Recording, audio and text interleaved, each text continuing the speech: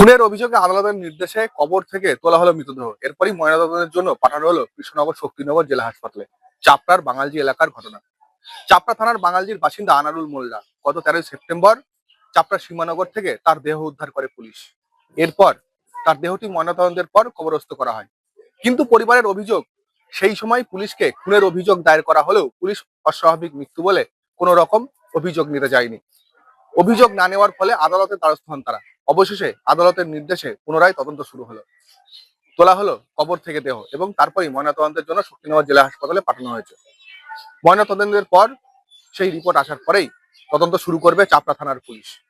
তার আগে দেহ উদ্ধার করা হলো।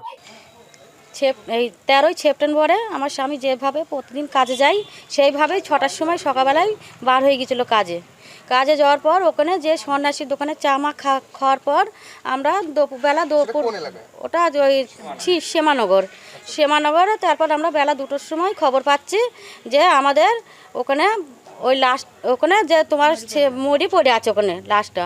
তারপর আমাদের যে যাওয়ার আগে আমাদের কোনো না নিই যে ওখানটায় পুলিশ চলে যাওয়ার পরই সঙ্গে সঙ্গে লাশ তুলে ফেলার পরই থানায় নিয়ে এসে কোনো রকম থানায় হসপিটালে নিয়ে এসে থয়নি ওখানে, সঙ্গে সঙ্গে থানায় নিয়ে এসে থানায় থেকে আবার ফ্রিজের মধ্যে রেখে দিয়েছে।